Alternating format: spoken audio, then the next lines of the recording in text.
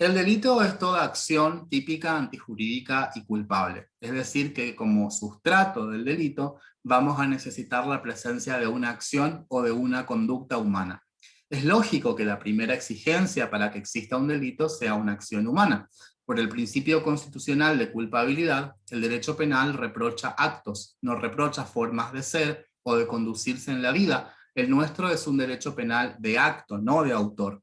De esta forma vamos a excluir del concepto de acción penalmente relevante a los pensamientos y a los ataques de los animales, por ejemplo. También se van a excluir los actos de las personas jurídicas, ya que la doctrina entiende mayoritariamente que son incapaces de llevar a cabo una acción porque no tienen voluntad, que sería propia de las personas físicas, aunque sí existen legislaciones penales donde se regula la responsabilidad penal de las personas jurídicas en la parte general del Código Penal y se establecen penas como multa, suspensión, cancelación de la personería jurídica, entre otras.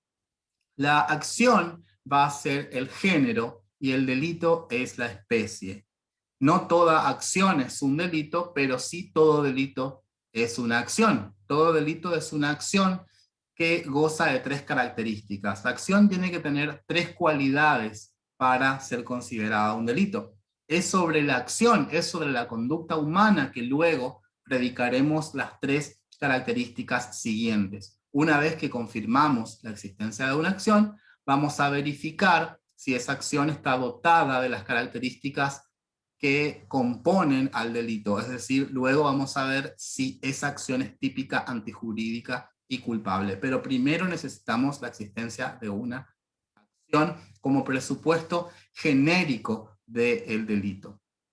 La acción es un concepto pretípico. ¿Qué quiere decir pretípico?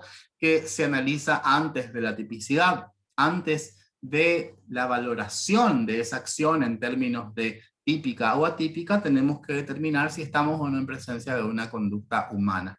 La acción como presupuesto genérico del delito constituye un comportamiento exterior evitable, es decir, voluntario. Voluntario en la medida en que haya podido ser evitado. Voluntario quiere decir que el autor pudo evitar la acción, pudo optar por llevar a cabo una conducta diferente. Y es voluntario cuando el autor tuvo la posibilidad de dirigir el suceso, de dirigir su conducta hacia un fin. El concepto de conducta es además abarcativo, lo suficientemente abarcativo de la acción y la omisión, es decir, este primer nivel de análisis de la teoría del delito denominado acción, también podemos englobarlo dentro de un concepto más amplio que es el concepto de conducta, y dentro del concepto de conducta distinguimos la conducta activa y la conducta omisiva. Actualmente la dogmática señala la neutralidad del concepto de acción. ¿Qué implica que el concepto de acción es neutro? Que cuando analizamos este primer nivel de análisis, si se quiere, o cuando analizamos si estamos o no en presencia de una acción, todavía no predicamos nada respecto de la tipicidad. El concepto es neutro. Nosotros recién vamos a estudiar si la conducta es típica en la segunda de las categorías de análisis de la teoría del delito, que es la tipicidad. Recién en la tipicidad nosotros vamos a comenzar a valorar el concepto de la acción. Pero en principio el concepto de acción es avalorado, es un concepto neutro. Veamos ahora la evolución dogmática de los distintos conceptos de acción. Comencemos por el causalismo naturalista.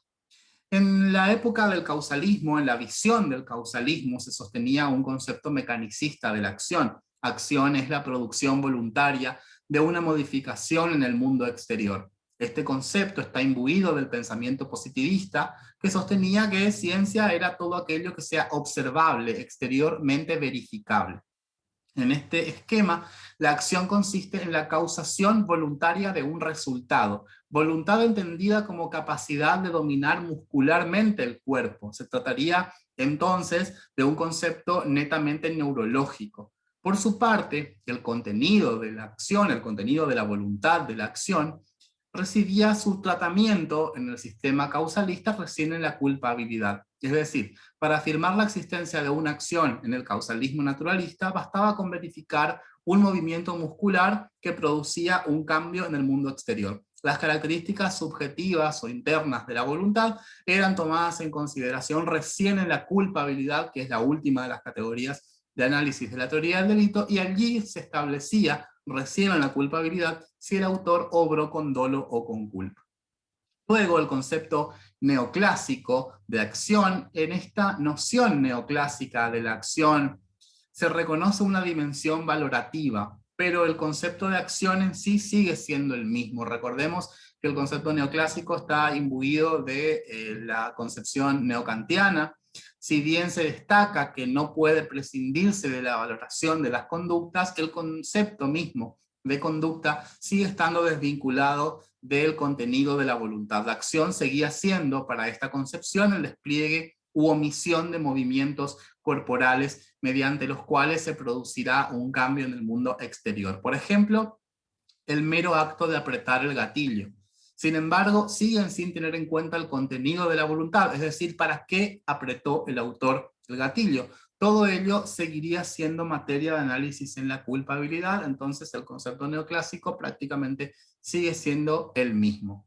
Donde sí comienzan las modificaciones y existe una gran revolución en el ámbito de la teoría del delito es con la denominada teoría de la acción final, el nacimiento, el advenimiento del finalismo de la mano de la obra de Hans Welzel. Hans Welzel, el padre del finalismo y la teoría de la acción final, critica el causalismo que pretendía crear un concepto de acción diferente para el derecho penal al de la realidad. Es decir, un concepto de acción para las ciencias sociales distinto del de la realidad. El derecho como regulador de comportamientos humanos no puede olvidarse de la estructura del comportamiento humano. Cada una de las acciones que llevamos a cabo a diario está guiada por una finalidad. Cuando emprendemos una acción, lo hacemos por algún motivo, para exteriorizar una voluntad. Por ejemplo, cuando nos abrigamos para salir a la calle porque hace frío, cuando apagamos las luces porque nos molestan para dormir, todas las acciones humanas están exteriorizando una voluntad. Entonces, para la teoría de la acción final, ya no se va a caracterizar a la acción como la mera inervación muscular, sino que se va a definir para el finalismo a la acción humana como el ejercicio de una actividad final. Esencialmente, el gran cambio que tuvo lugar en la concepción del delito con la mano del finalismo es que ya se va a abandonar la idea de una acción meramente mecánica y se va a pasar a definir a la acción como ejercicio de una actividad final. También ha existido un concepto social de acción que entiende que acción es todo comportamiento humano socialmente relevante. Este concepto social de acción en realidad es bastante criticable porque en definitiva lo que hace es adelantar a la acción el juicio de tipicidad. ¿Por qué? Porque la relevancia social de la conducta no es un problema de la acción, la relevancia de la conducta es un problema del tipo penal. Nosotros en la acción solamente nos limitamos a establecer si existe o no una conducta humana. No nos interesa todavía la relevancia penal de esa conducta. Recién la vamos a conocer en la tipicidad cuando podamos determinar si esa conducta reúne o no los elementos de una conducta típica de alguno de los tipos penales de la parte especial. Por ejemplo, si esa acción es típica de homicidio, si esa conducta llevada a cabo por el autor reúne los elementos típicos de la figura penal de homicidio del artículo 79 del Código. Esa es la valoración que hacemos de la conducta, pero ya en la tipicidad, en la acción solamente nos limitamos a decir si hay acción, si hubo una conducta humana o no. El concepto de acción debe ser neutro, el análisis acerca de la relevancia penal de la acción es una labor de la tipicidad. Recién en la tipicidad averiguaremos si esa acción reúne los elementos típicos de alguna de las figuras penales de la parte especial o las leyes especiales. Por ello, la relevancia del comportamiento será recién materia de estudio de la tipicidad. Y debemos buscar un concepto de acción que sea pretípico, es decir, previo a la tipicidad, que no integre la tipicidad misma. Luego vamos a encontrar conceptos negativos de acción. Bacigalupo define a la acción como un comportamiento exterior evitable. Ese comportamiento se hubiera podido evitar si el autor se hubiese motivado para hacerlo. Lógicamente, la evitabilidad se vincula con la dominabilidad del comportamiento, es decir, solamente es voluntaria aquella acción que puede ser dirigida libremente por el autor. Y este concepto de acción es negativo porque viene a excluir hechos que no tienen relevancia alguna para el derecho penal. El concepto de conducta es abarcativo además de la omisión, que Jacobs define como la no evitación evitable de un resultado. Es decir, el autor, pudiendo evitar un resultado, no lo hizo, lo omitió. Por ejemplo, un padre que ve cómo su hijo pequeño se está ahogando y no hace nada por salvarlo, no hace nada por evitar que el niño se ahogue y finalmente la criatura muere. En ese caso estaríamos ante una omisión, la no evitación evitable de un resultado determinado. La posición de Roxin respecto del concepto de acción podemos englobarla dentro de el concepto de acción como manifestación de la personalidad. Roxin propone un concepto personal de acción y la define como lo que produce un ser humano como centro de acción anímico espiritual, es decir, como manifestación de la personalidad del individuo. De todas maneras, más allá de que este concepto no vincula a la personalidad en los términos de un derecho penal de autor, porque no señala como acciones formas de ser, sino manifestaciones externas, sea por acciones dolosas o culposas, es un concepto poco claro. Sin embargo, este es un concepto normativo y quedarían fuera del concepto de acción aquellos hechos no dominables por la voluntad sin control del yo. Por ejemplo, si un sujeto es empujado fuertemente contra una ventana y la destruye, o un sujeto en sueños agita los puños violentamente porque está teniendo una pesadilla y lesiona a su pareja que duerme al lado, son todas acciones que no están siendo dominadas por la voluntad y por ello no pueden ser consideradas manifestaciones de la personalidad del individuo, así como tampoco los pensamientos son manifestaciones de la personalidad porque no salen del fuero interno del individuo. Entonces, Roxin entiende que la acción es manifestación de la personalidad. Ahora estudiemos cuáles son los supuestos de ausencia de acción. En el artículo 34 del Código Penal, este artículo tiene 7 incisos, y acá vamos a encontrar un elenco de diferentes situaciones que neutralizan distintos elementos de la teoría del delito. En realidad este artículo es producto de una muy mala técnica legislativa porque no se distinguen concretamente qué supuestos excluyen la acción, cuál es la tipicidad, la antijuridicidad y la culpabilidad. Por ello es labor de la doctrina interpretar cuáles son los casos de ausencia de conducta. Por ejemplo, el que obra en legítima defensa no es punible, eso lo dice claramente el artículo 34, inciso sexto. No recibe una pena quien obra en legítima defensa, pero no por falta de acción, sino por falta de antijuridicidad del comportamiento. Es decir, en el artículo 34 tenemos una gran cantidad de supuestos de no punición, pero no todos ellos neutralizan el mismo elemento. Algunos neutralizan la acción, otros la tipicidad, otros la antijuridicidad y también la culpabilidad. Ahora veremos los supuestos de ausencia de acción que están reconocidos en forma prácticamente unánime por la doctrina. Más allá de las discrepancias en torno al concepto de acción, más allá de que algunos autores la definan desde una perspectiva mecanicista, más allá de que otros autores se refieran al contenido de la voluntad, la doctrina reconoce en forma prácticamente unánime cuáles son los supuestos de falta de conducta, de ausencia de acción. Es decir, más allá de que no hay acuerdo respecto del concepto de acción, sí hay acuerdo de cuando no hay acción. Sí hay acuerdo doctrinario respecto de cuáles son las causas que la excluyen. Al encarar el análisis de un caso, previamente debemos verificar, lógicamente, la existencia de una acción humana, un comportamiento exterior evitable. De no existir una acción humana, no tendremos el sustrato sobre el cual construir el concepto del delito, y no corresponde proseguir el análisis a las siguientes categorías de la teoría del delito. Sin acción no puede haber tipicidad. Si nosotros hacemos un análisis de la acción y nos damos cuenta que acá estamos ante un supuesto de ausencia de acción, no vamos a pasar a la tipicidad, no podemos avanzar a la tipicidad porque no tenemos ninguna acción de la cual predicar que es típica.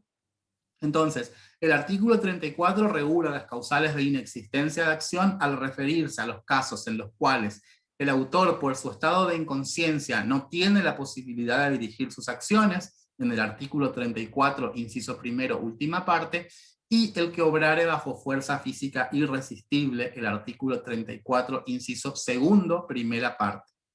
Comencemos por los denominados estados de inconsciencia absoluta del artículo 34, inciso primero, última parte del Código Penal.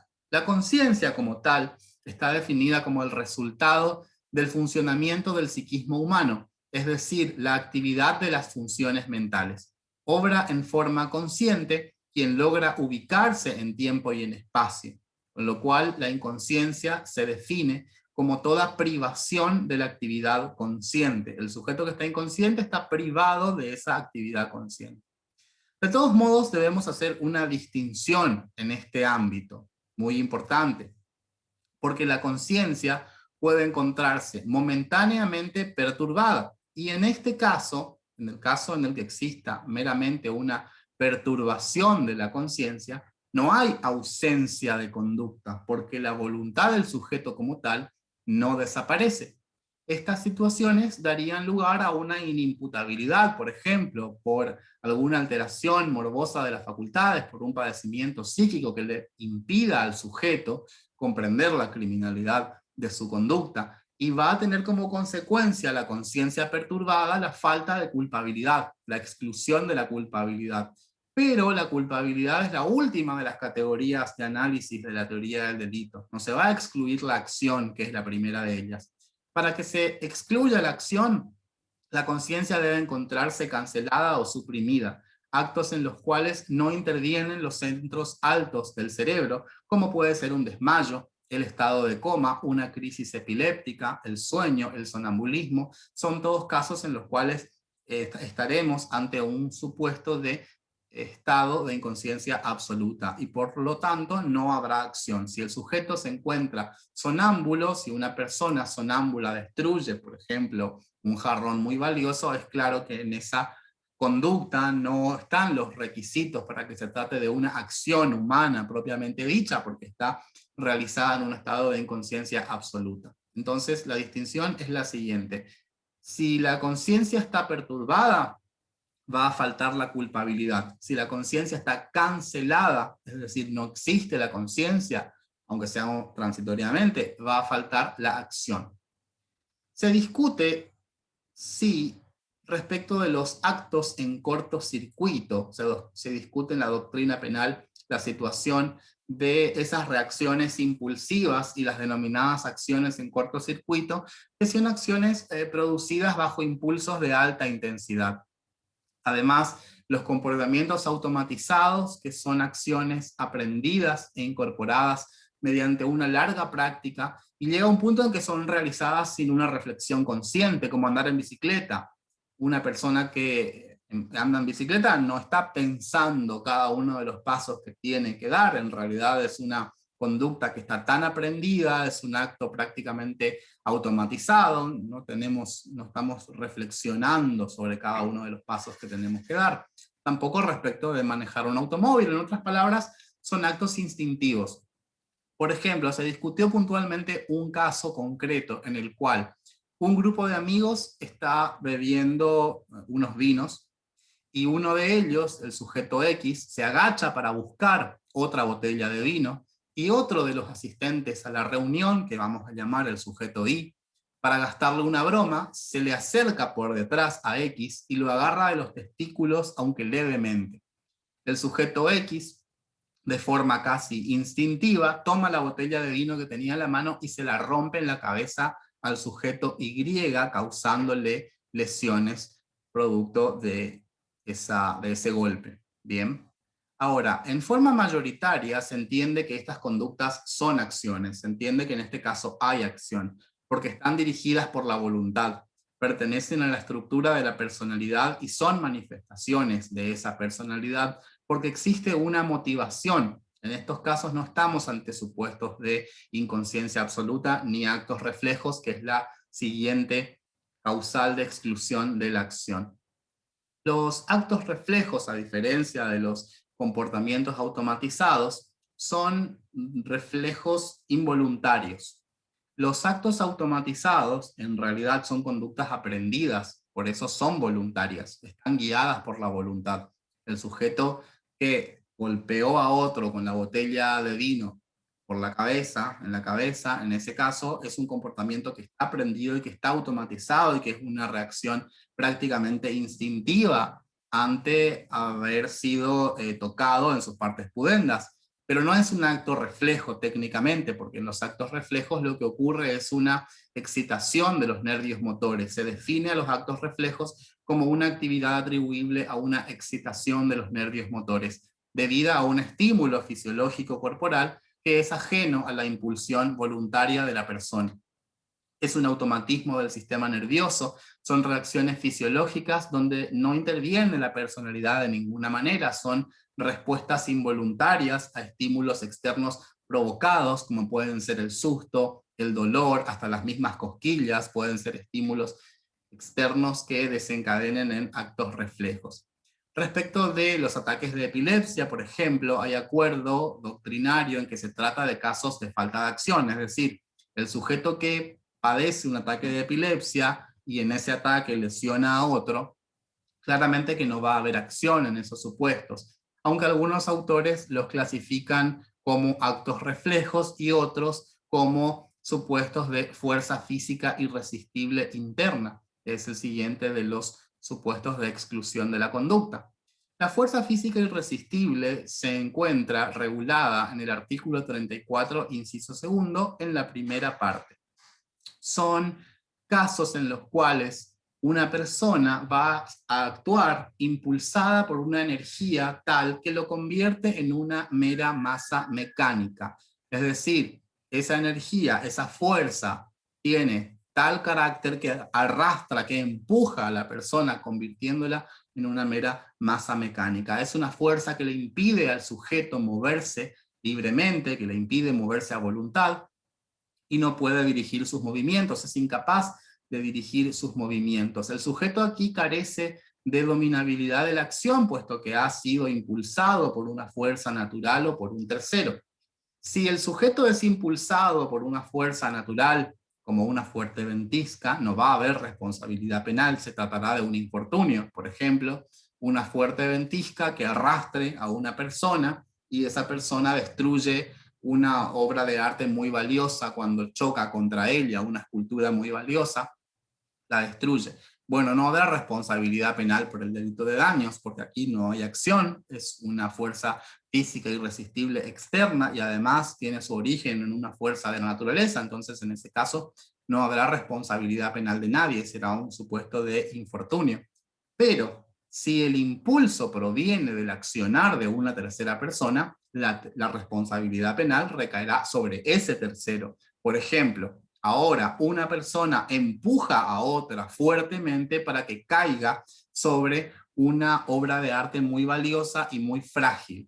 Y cuando ese sujeto cae, la destruye. Bueno, en ese supuesto, el sujeto que cayó, el sujeto que fue impulsado por esa fuerza física irresistible, no va a tener responsabilidad penal porque ni siquiera hay acción. Sin embargo, la responsabilidad penal va a recaer sobre el sujeto que lo empujó. En ese supuesto, vamos a estar ante la autoría de quien ha llevado a cabo esa fuerza física irresistible. También encontramos otros ejemplos de fuerza física irresistible, como la parálisis producto de un shock, una persona que queda paralizada por un shock que sufre y no puede prestar auxilio a otro, aunque también hay autores que entienden que la parálisis es un supuesto de estado de inconsciencia o un acto reflejo, pero en general se entiende como fuerza física irresistible interna.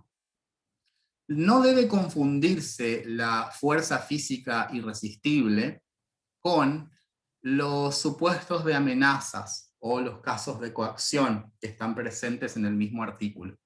Hoy habíamos dicho al inicio de la clase que el artículo 34 tiene una mala técnica legislativa porque son 7 incisos en donde se regulan distintas situaciones, distintos supuestos que eliminan a su vez también elementos diversos del delito.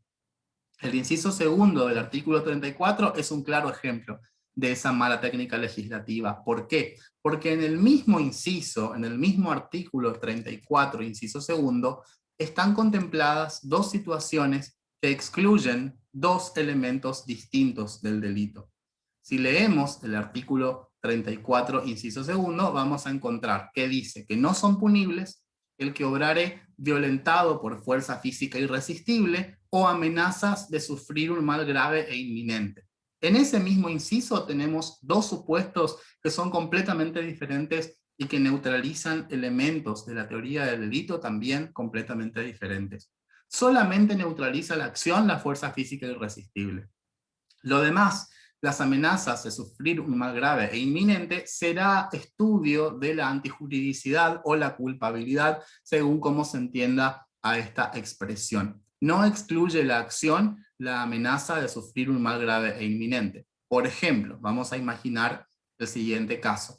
El sujeto A amenaza a B, diciéndole que si no mata a C, si no mata a un tercero, A matará a su hijo, matará al hijo de B. El sujeto B, temeroso de que A cumpla con su amenaza por temor a que maten a su hijo, efectivamente mata al sujeto C para salvar la vida de su hijo. En este caso hay una acción.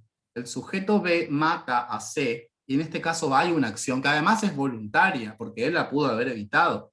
Él pudo haber decidido no matar al sujeto C y permitir que maten a su hijo, pero esa fue una elección de parte de él que fue voluntaria.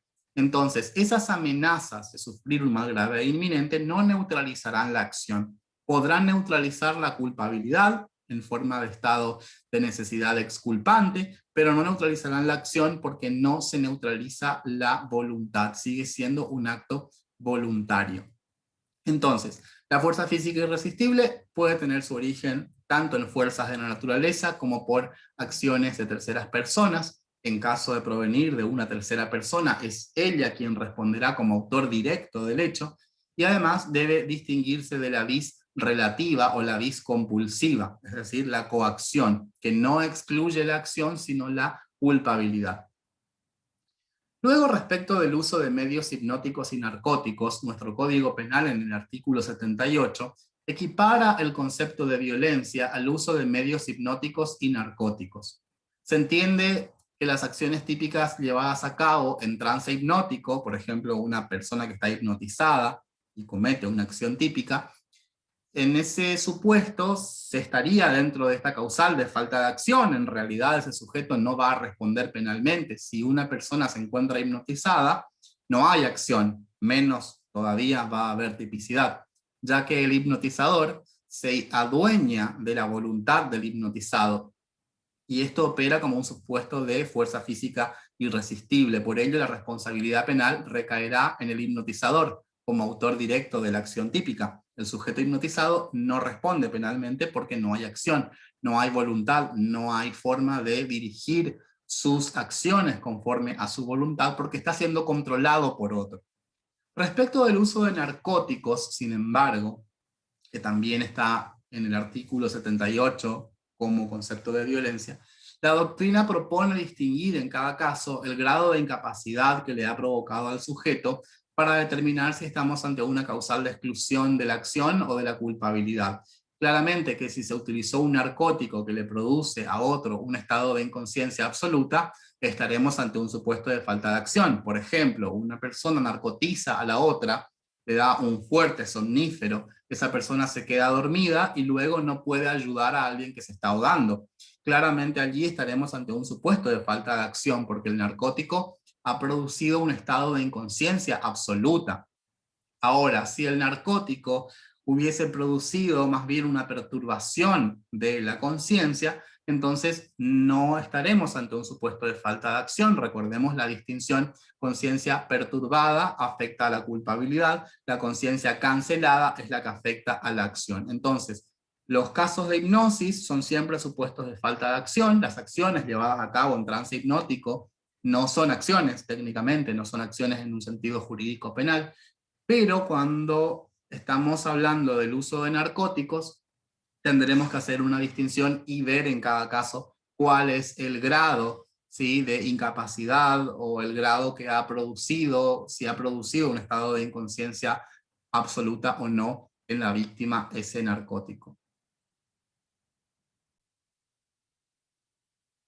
Ahora bien, como vimos, el concepto de acción, el análisis de la acción en los casos concretos se obtiene por vía de exclusión. Es decir, a la hora de encarar el análisis de un caso de teoría del delito, siempre debemos comenzar por la acción, siempre tenemos lógicamente que tener una acción, necesitamos una acción como el sustrato de las demás categorías de análisis de la teoría del delito. Si no tenemos una acción, menos vamos a tener tipicidad, antijuridicidad y culpabilidad, y es por eso que desde allí corresponde iniciar el análisis. ¿Y cómo sabemos cuándo hay acción? Por vía de exclusión. Es quizás la más sencilla de las determinaciones que tendremos que hacer, la más sencilla de las verificaciones que tendremos que hacer a lo largo de la teoría del delito. ¿Por qué?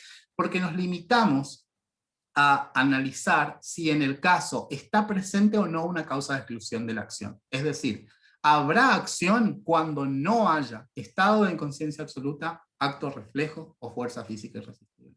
Si se da alguno de esos casos, entonces no hay acción y no podemos seguir adelante con el análisis, porque si ni siquiera hay acción, menos podrá haber tipicidad. Sin embargo, existen casos problemáticos en los cuales, pese a haber una causa de inexistencia de acción, debemos remontarnos a una conducta previa, que consistió casualmente en colocarse el individuo en ese estado de ausencia de conducta. Por ejemplo, quien sale a conducir su automóvil con muy pocas horas de sueño, que sabe que tiene que recorrer un trayecto muy largo, durante el camino se queda dormido y atropella a un peatón causándole la muerte. O la madre que acuesta a dormir a un bebé recién nacido al lado de ella, a sabiendas de que ella se mueve mucho durante la noche, durante el sueño, y en algún momento termina aplastando al niño en sueños y esa criatura termina muriendo asfixiada. Bueno, en ambos casos tenemos en común que pareciera que existe un estado de inconsciencia absoluta. Es el sueño, por supuesto. El sueño profundo es un caso en el cual no hay intervención de la voluntad, el sujeto se encuentra inconsciente. Sin embargo, aquí tenemos que hacer un análisis más minucioso y preguntarnos si acaso esa acción, si acaso esa causal de falta de acción, no fue autoprovocada por el sujeto, sino fue el propio sujeto el que se colocó en situación de falta de acción. Y para ello hacemos uso de la teoría de la actio libera in causa. Es decir, hacemos uso de la actio libera in causa cuando nos remontamos a una conducta anterior o cuando reconducimos el análisis a una conducta anterior. Es decir, el conductor que se queda dormido al volante y atropella a un ciclista, lógicamente que el sueño es una causa de exclusión de la acción. Ahí no podemos tener responsabilidad penal, no puede existir responsabilidad penal de quien obró dormido. Claro que no. Ahí tenemos una causal de inexistencia de acción. Sin embargo, este es un caso en el cual debemos retrotraernos, reconducirnos a una conducta previa, porque fue el propio sujeto el que se colocó en esa situación, porque es un conductor imprudente que sale a conducir con pocas horas de sueño.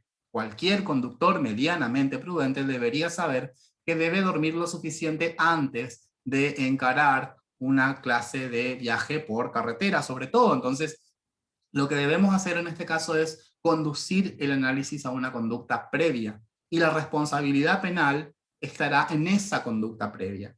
Es decir, quedarse dormido al volante es una causa de exclusión de la acción, por supuesto, es un estado de inconsciencia absoluta. Sin embargo, hay responsabilidad penal, va a haber acción en una conducta previa.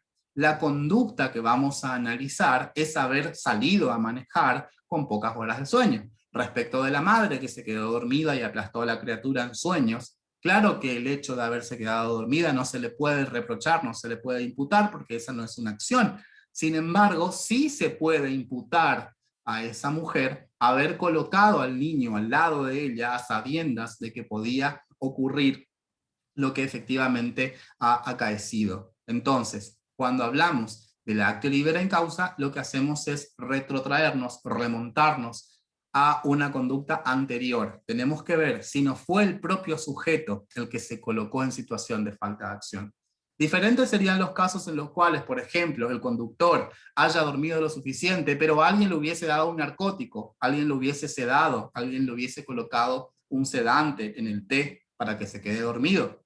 Ese es un caso distinto. También sería distinto el caso de la mujer que va a dormir y otra persona, por ejemplo, el padre de la criatura, coloca al bebé recién nacido al lado de su madre y el resultado termina siendo el mismo. La mujer en sueños termina aplastando a su propio hijo. En esos casos la situación es diferente, claro, porque no hay una conducta previa a la cual remontar el análisis. En esos casos, esos sujetos no fueron quienes se colocaron a sí mismos en una situación de falta de acción, sino que fue una tercera persona. Por eso en ese supuesto no hacemos uso de la teoría de la actio libera in causa, sino que allí sí no habrá acción y la responsabilidad penal recaerá en quien narcotizó al conductor y en el padre de la criatura en cada uno de los casos respectivamente. Por último, cuando hablamos de acción siempre nos referimos a la conducta de una persona humana, pero se pregunta la doctrina si no cabe responsabilidad penal de las personas jurídicas y a partir de allí se pregunta la doctrina si es que las personas jurídicas son capaces de acciones. En principio, el problema se vincula con el sujeto de imputación penal porque hasta ahora siempre definimos, más allá de algunas diferencias en cuanto a las concepciones, un dato central respecto de la acción es la voluntad.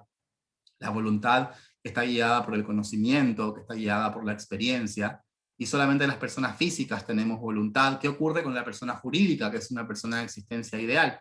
Bueno, la persona jurídica también actúa aunque de manera diferente. Claramente que nunca vamos a poder imputarle un homicidio a una persona jurídica, por supuesto que no. Esa es una conducta que no podría cometer una persona jurídica.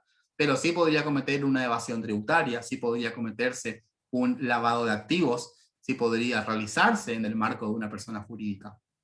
Entonces, lo que debemos hacer allí es lo siguiente.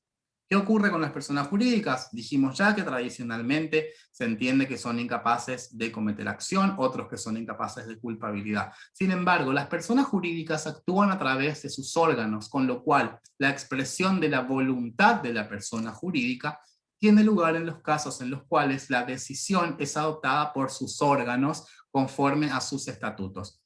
Nuestro Código Penal puntualmente no tiene una regulación de las sanciones penales a las personas jurídicas, salvo en el artículo 304 del Código Penal, donde se establecen sanciones cuando se lleven a cabo delitos contra el orden económico y financiero a través de una persona jurídica, aunque sí en la legislación comparada hay códigos penales que establecen ya en la parte general cuáles serán las sanciones para una persona jurídica, que lógicamente no pueden ser la pena de prisión, porque no podemos mandar a prisión a una persona jurídica, pero sí podemos, por ejemplo, multarla, excluirle su personería jurídica y demás sanciones adecuadas a esta clase de personas.